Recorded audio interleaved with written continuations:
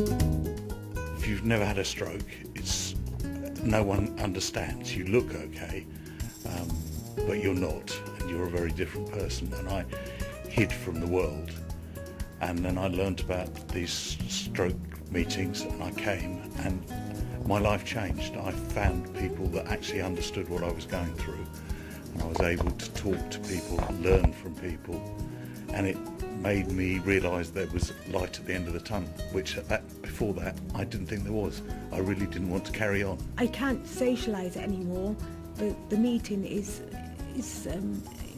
worthwhile. Yeah. It's the only time you meet with other people, isn't it? Yeah. I might look physically okay, but it's psychological. It's what's happened inside your head. And this group is always there in the background that I know I can dip out when I need to. I thought this was brilliant that there was a group in place already where we could go together, and that Steve could get some hints and tips and mix with other people in the same position as him, because after the stroke he had no idea really what had happened to him, or he's got dysphasia, so he couldn't understand why he couldn't find his words or couldn't speak. So this sort of group was really important to mix with people who'd had similar experiences. As a group, it's people who understand other people who've had similar incidents or more traumatic incidents, and just being able to talk to similar people who've had strokes as yourself, and then that's, I think, fundamental. I don't think my awareness before was so great that so many younger people had strokes, and then the unique challenges that presents as well in terms of going back to work and caring for people and having people financially dependent on you. So I've learned about those effects and the kind of support that this peer group kind of setting can provide as well, in terms of information sharing, experience sharing, and confidence building, motivation building probably as well, and just getting back into their pre-stroke lives. I get a lot from coming to the meetings because it's nice to see other people talking about their experiences, and Tony nodding along is just great sometimes, because I know that something's clicking in Tony and makes her less isolated, less alone. It's brought a lot of different changes in our life, but hearing from other people, it's normal in the stroke situation. Yeah. I do remember going along to the first meeting actually and saying that I experienced stroke Tourette's because I come out with expletives when previously I didn't used to do. And one or two of the members could relate to that, say, oh, I do that.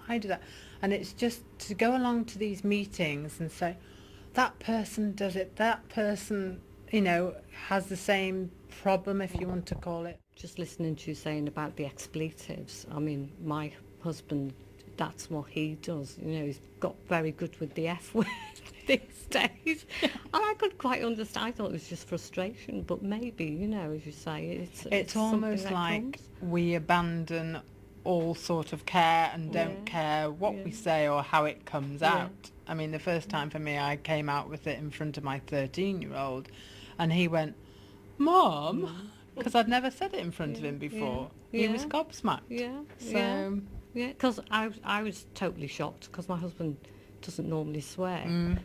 So it was like, whoa. Before he had his stroke, he was full-time working, and he was supporting people, and needs to continue to go out. He's the type of person that needs to go out each day and mix with other people, and this has given him the confidence really to do that. And it's important to him, and it's important to me to know that he's getting something more normal out of life than just staying at home and feeling negative about things. It's made him feel really positive about things. When I'm learning, everything's a bit blue sky, and I sort of come here and I get a picture of what reality is like actually, and what providing services with very limited resources is like. And I think it's definitely going to help me to try and shape my resources as best I can to support the person and to pick out those things that are really important. You can go along and, you know, my name's Sue and this is what I've gone through, and my name's Bill and this is what I've gone through. And it's just to be able to have that comfort zone to be in and know that you aren't looking daft or you aren't looking stupid, but someone else is going through what you are going through. If the coordinator position goes, the funding goes, they're not in a position, as well as the younger people, to carry on this group by themselves without someone leading them, someone booking a room, booking activities for them to do. It's just a chance for them to get out, a chance for their carers or partners to meet other carers and partners. They obviously have a lot of time at home with their partners to help them, and they probably don't get out a lot by themselves. So it just gives everyone a chance to meet together, do different things that they haven't done before, learn new skills, learn other ways of doing things really. It's just good when there are things like this, because there's not a great deal of support once you leave hospital.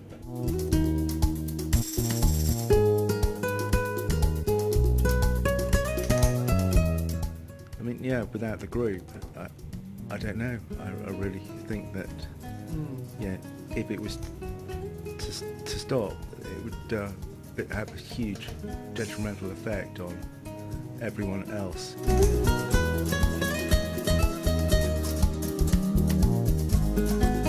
Without this group, I would be a very sad person, and this group has got to continue with funding, because all the stroke people in the future won't have anywhere to go.